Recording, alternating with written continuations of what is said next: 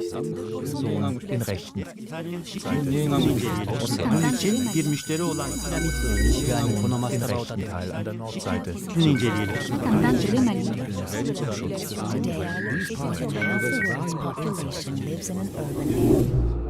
Moving forward.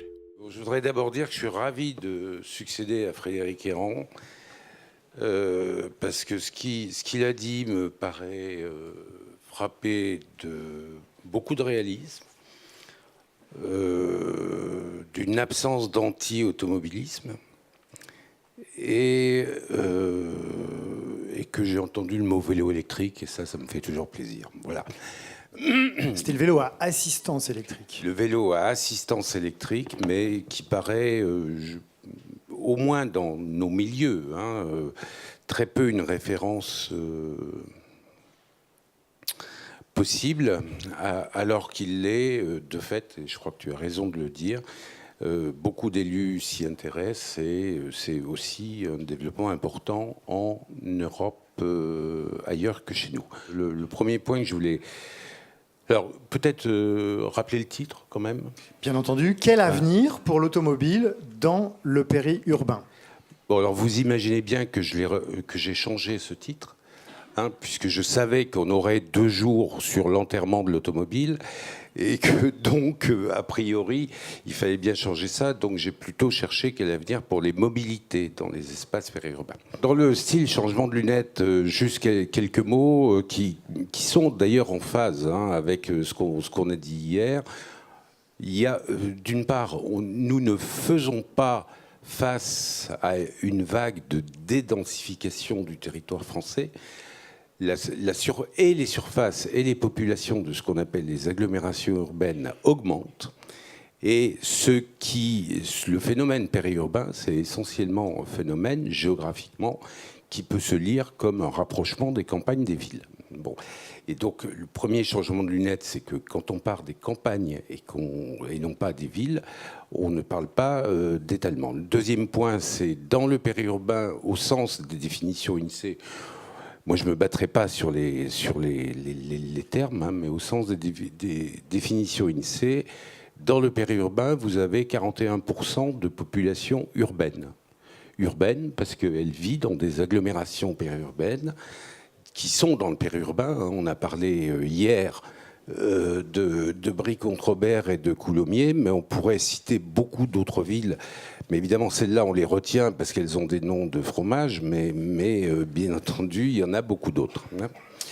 Le deuxième élément, c'était l'évolution de la richesse relative ou du niveau de vie relatif entre le périurbain et les villes. Au début des années 80, on part d'un périurbain qui est en moyenne beaucoup moins riche que les parties urbanisées, villes et banlieues. Aujourd'hui, on est sur un périurbain en moyenne, toujours, qui a un niveau de vie par unité de consommation légèrement plus élevé que celui des villes, et surtout avec des parts de population dans les premiers déciles, c'est-à-dire les très pauvres, beaucoup plus faibles que dans les villes. C'est dû pour beaucoup à ce qu'on a évoqué hier, c'est qu'il y a des femmes formidables qui travaillent, qui entretiennent des maisons périurbaines, qui entretiennent des gosses, etc. etc. Bon. Alors maintenant, vivons-nous dans un périurbain qui est dépendant de la voiture et durablement dépendant? Alors dépendant, oui, très clairement, c'est la grande différence quand même entre les espaces dits qui sont peu denses, qu'ils soient périurbains, multipolarisés ou ruraux au sens des définitions de l'INSEE. En gros, dans ces espaces-là, on tourne autour de 20 000 km de voitures par ménage et par an, alors que dans les villes, on tourne autour de 12 000, 13 000 km par ménage et par an. Étant entendu qu'une partie est liée à l'espace, à la forme spatiale, et une partie est tout simplement liée que quand vous avez des ménages à 2 actifs, plus représentés, il y a évidemment un petit peu plus de voitures.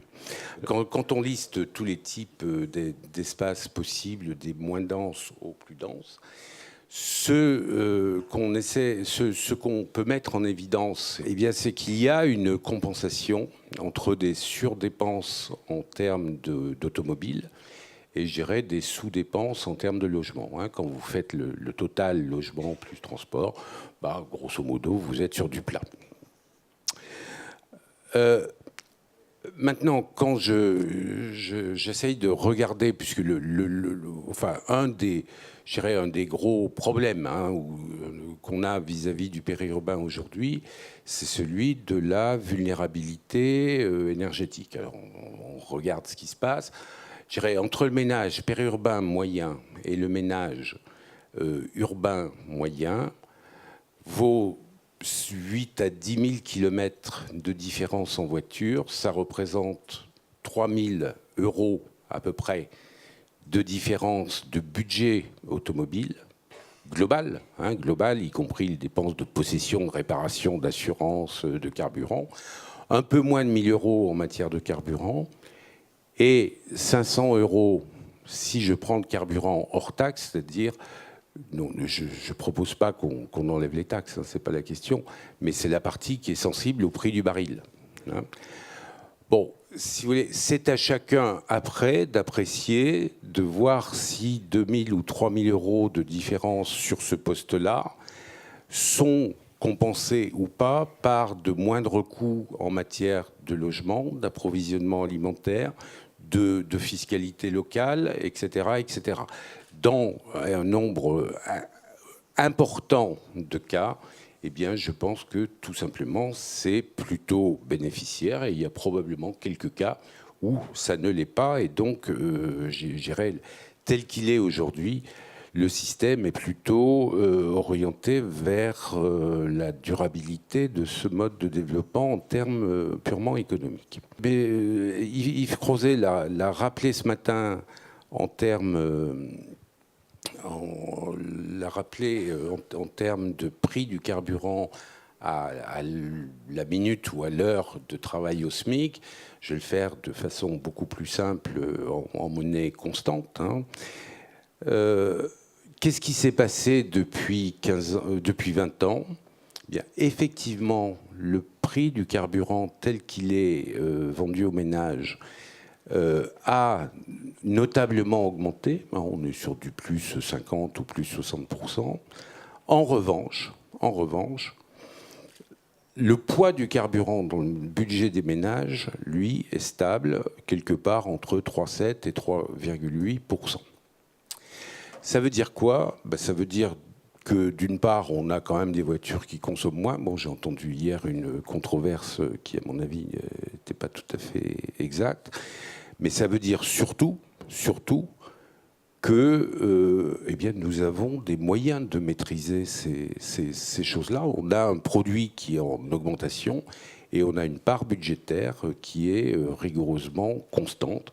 On dit que les élasticités au prix, elles sont loin d'être négligeables, contrairement à ce qu'on a cru pendant longtemps. Alors maintenant, j'en viens, ces quelques éléments factuels étant rappelés, j'en viens à ce qui me semble être le diagnostic qui résulte de ces faits et d'autre part à 2 ou 3 scénarios possibles d'évolution. Bon, premier élément de diagnostic, on l'a largement dit, donc je ne fais que le répéter, il n'y a pas un périurbain, il y a des périurbains. Et il y a des situations périurbaines. Ce n'est évidemment pas la majorité, mais dès lors que vous avez des catégories modestes fortement éloignées de leur boulot, qui, je le répète, ne sont pas majoritaires, mais quand elles sont là, ils s'en foutent d'être majoritaires ou minoritaires, ils ont des problèmes. Donc, je dirais, le périurbain ne pose pas un problème d'ensemble, mais il pose des problèmes à des individus singuliers qui ont des choses singulières. Alors, deuxième idée, c'est la question de la vulnérabilité. Alors, la question de la vulnérabilité, on en parle à propos d'une dépense qui représente, pour les plus pauvres, 5% du budget. Je rappelle simplement que, pour moi, la très grande vulnérabilité des gens en périurbain, ça va pas être... Enfin, pour dire les choses simplement, une augmentation de 25% du prix du carburant est compensée par une augmentation de 1% des revenus. Or, chez nos périurbains, qu'est-ce qui est le plus risqué finalement? C'est le chômage et c'est le divorce, beaucoup plus que la hausse du prix du carburant. Et quand vous avez des chômages et des divorces qui vous amènent à des baisses de revenus de 10, 20 ou 30%, ça équivaut à des multiplications par 4, 5, 6 du prix des carburants qu'il n'est même pas possible d'envisager. Alors, pourquoi je dis ça aussi? Je vais faire là un lien avec le rapport de quelqu'un qui est bien connu dans cette maison, qui est Louis Gallois. On ne l'a pas dit suffisamment, mais où se passe la production matérielle aujourd'hui? La production matérielle qu'on appelle l'industrie, elle se passe pour l'essentiel dans des espaces peu denses. Et qu'est-ce qui est clé? Qu'est-ce qui est clé pour ces espaces? Eh bien, c'est que cette production matérielle, si possible, elle continue.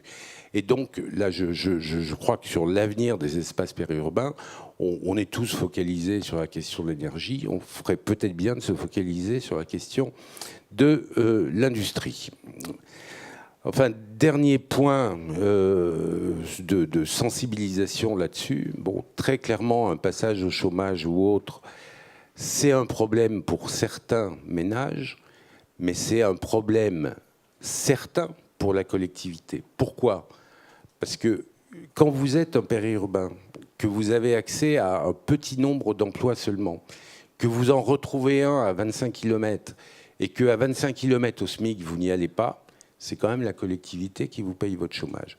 Et donc, quelque part, je dirais que c'est au moins autant un problème économique qu'un problème social, et il ne faut pas l'aborder, de mon point de vue, avec les, je dirais, les outils des bons sentiments. Il faut aussi l'aborder avec la perspective du développement économique.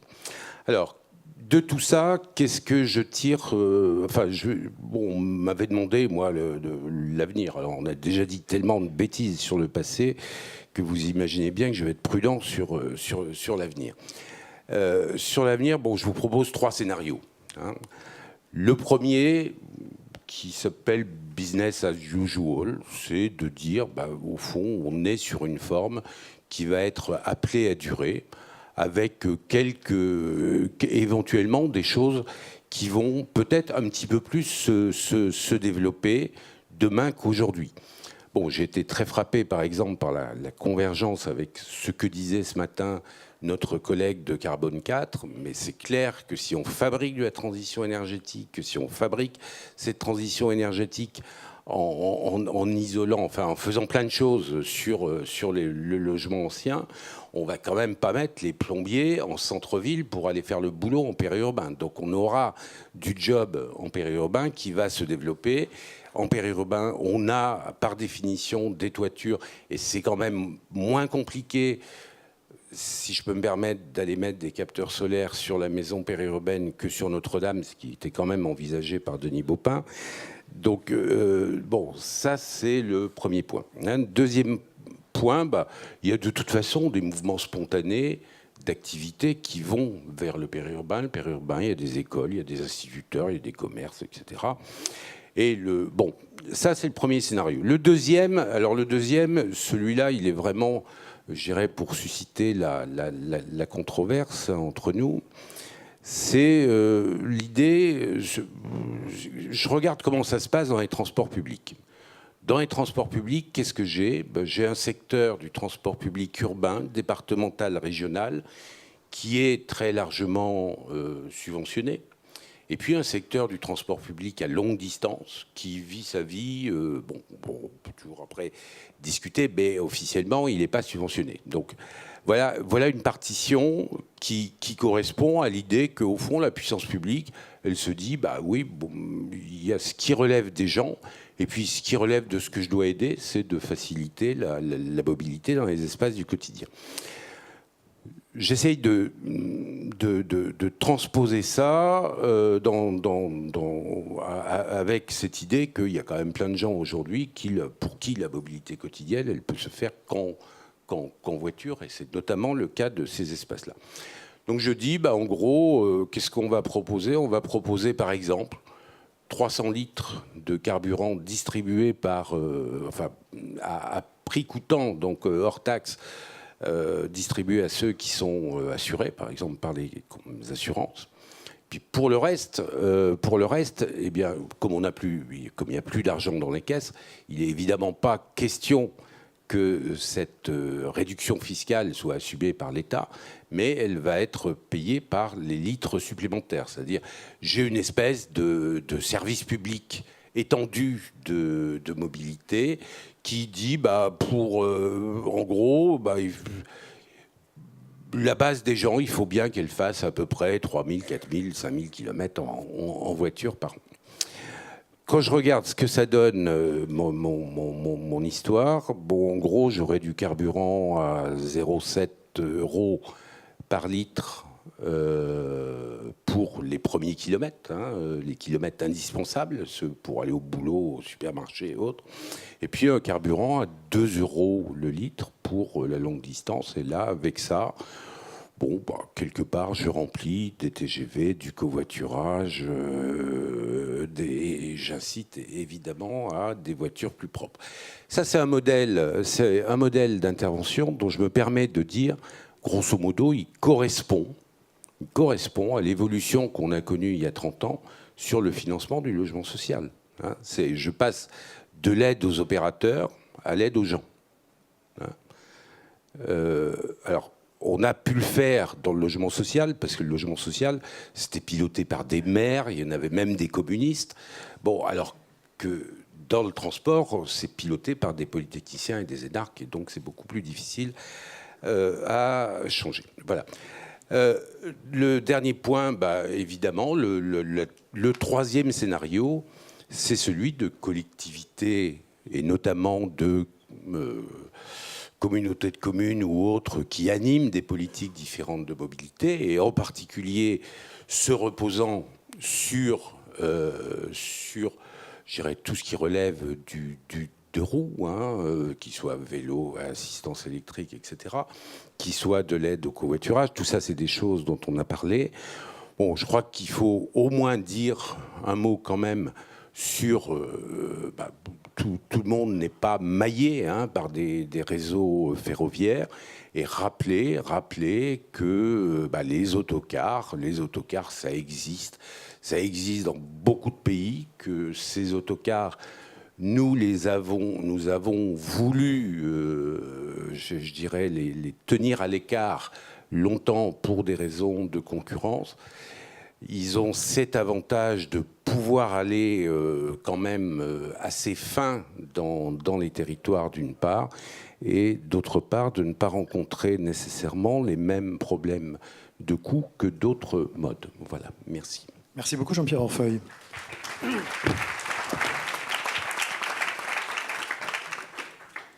Pour ma part, j'ai juste une petite question. Votre scénario 2, qui est en fait une vraie proposition politique, vous avez cherché à la vendre à tel ou tel parti politique ou tel candidat à l'élection présidentielle ?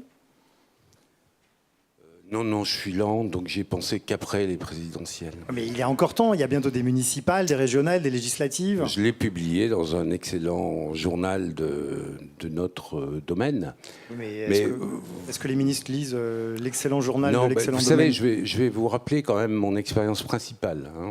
C'est que j'ai proposé le bonus-malus automobile en 1990 dans Futurible. Futurible, c'est une revue dont le siège doit être à 100 mètres à peu près des bureaux du Premier ministre. C'est arrivé en 2007. Il ne peut pas s'occuper de l'intendant, ce Premier ministre. Il faut le proposer à quelqu'un dont on a parlé hier. Donc, comment s'appelle-t-elle déjà ? Cécile... Madame Duflot ? Ah voilà, c'est ça. Mais vous savez que c'est pas elle, la ministre de l'écologie. Je sais bien, mais elle a un grand poids dans le gouvernement. Elle devrait être sensible à cette proposition, non ? Non, mais sérieusement, ça vaudrait le coup qu'elle soit popularisée, votre proposition, qu'elle soit débattue. Qu'elle soit débattue, moi j'en serais évidemment ravi. Cela dit, je crois qu'il faut pas. On peut pas être naïf. Les politiques vivent avec ce qu'on leur a dit il y a 20 ans. Donc il faudra attendre. den Rechten. Italien,